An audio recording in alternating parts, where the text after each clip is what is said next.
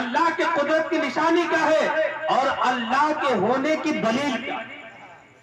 अगर मुझसे पूछता, मेरे पास उतना इल्म नहीं, मेरे पास उतनी अकल नहीं, मैं कुरान खोलता और पढ़ के सुनाने लगता, मैं हदीस खोलता पढ़ के सुनाने लगता और कहता ये अल्लाह के होने की निशानी है, ये अल्लाह के होने की निशानी है, वो अल्लाह के होने की निशानी है। मगर सवाल करने वाला जिस ढंग का होता है, अल्लाह वाले जवाब भी उसी ढंग का दिया करते हैं। शहतूत का दर्द तो समझते ही होंगे। बहुत दिन हमारी मावे ने किरवाजी उगाई भी, फार्म से लाकर कीड़ों को लाना और शहतूत के पत्ते कीड़ों को एक टेरे में डाल देना। देखे अल्लाह की निशानी क्या है। टेरे में बारीक बारीक कीड़ों को डाल देना, हमने भी बचपन में देखा है। बारीक से बारीक कीड़ों को टेरे में डाल देना और फिर जाना शहतूत के इलाके में, शहतूत के बाग में कहले जाना, शहतूत की खेतियों में जाना और उसके नरम पत्तों को तोड़ के लाना, उन कीड़ों में डाल देना। जब सुबह उठे तो सारे कीड़े पत्ते खा जाते हैं और बारीक उनकी डंडियां छोड़ देते हैं। वो कीड़े पत्तों को खा रहे हैं और खाने के बाद फिर बेहतरीन रेशम तैयार कर रहे हैं। वो शहतूत का दरख्त आप खड़े हैं। सवाल करने वाले ने पूछा, ये बताएं अल्लाह ताला के होने की निशानी क्या है। बायजीद बुस्तामी रहमतुल्लाह अलैह फरमाते हैं, ऐ सवाल करने वाले सुन, अल्लाह के होने की निशानी ये शहतूत का दरख्त है। मचल के बोलो।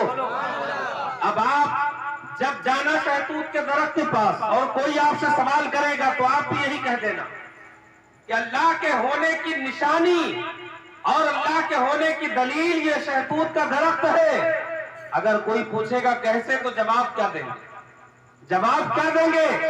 तो आपसे पूछा गया वो कैसे, तो हजरत बायजीद बुस्तामी रहमतुल्लाह अलैह फरमाते हैं, अल्लाह के होने की दलील ये शहतूत का दरख्त है। फरमाते हैं यही शहतूत का दरख्त है कि अगर इसके पत्ते रेशमी कीड़ों पर डाल दिए जाएं, उसे खाकर, इन्हीं पत्तों को खाकर वो रेशमी कीड़े थोड़े दिन में बारीक बारीक अपने मुंह से रेशमी धागे निकालते हैं और उसका एक गोला तैयार करते हैं। उसे कारखाने में ले जाया जाता है और उसी शहतूत के पत्ते से निकले हुए रेशमी धागों से रेशमी कपड़ा तैयार कर दिया जाता है, जो मार्केट में बड़ा कीमती बिकता है। फिर उसके बाद कहा यही पत्ता है जो दूसरी कैफियत ये है, अगर इसी पत्ते को किसी भैंस को खिला दिया जाए, इसी पत्ते को किसी भैंस को खिला दिया जाए, पत्ता शहतूत ही का है, लेकिन जब भैंस खाएगी तो इससे खुशबूदार दूध निकलेगा और वो दूध जब निकलेगा तो तनहा दूध न रहेगा।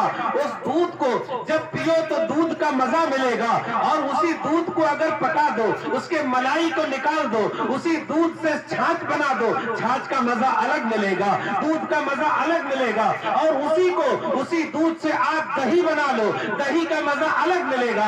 उसी से आप फिर घी बना लो, घी का मजा अलग मिलेगा। उसी से आप मस्का बना लो, मस्का का मजा और अलग मिलेगा। उससे और दिगर चीजें पनीर बना लो, उसका मजा अलग मिलेगा। अजीजाने गिरामी, वही शहतूत रेशम के कीड़े ने खाया तो रेशमी कपड़ा पैदा कर दिया। उसी शहतूत को गाय भैंस ने खाया तो दूध खुशबूदार हमारे सामने आ गया। और फिर फरमाते हैं, ऐ सवाल करने वाले सुन, इसी शहतूत के पत्ते को अगर हिरन खा ले, इसी शहतूत के पत्ते को अगर हिरन खा ले तो उसके नाक से, उसी शहतूत के पत्ते के खाने की बरकतों से उसके नाक से ऐसा मुश्क निकलेगा कि कहीं अगर उसे खोल दिया जाए तो पूरा का पूरा इलाका महकता नजर आए।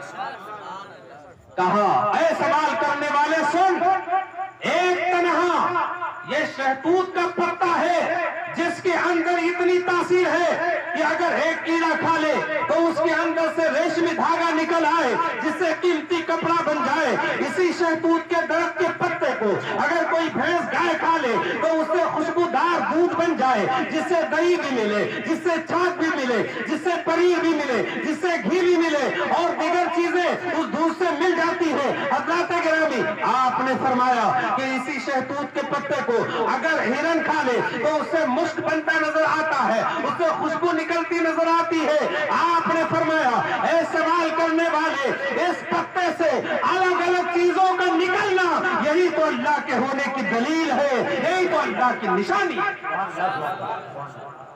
अब गौर कीजिएगा कि ये वो शहतूत है, और शहतूत ही नहीं बल्कि शहतूत भी और कायनात की तमाम चीजें भी अल्लाह ने पैदा किया मुस्तफा जाने रहमत के सदके में। सुभान अल्लाह।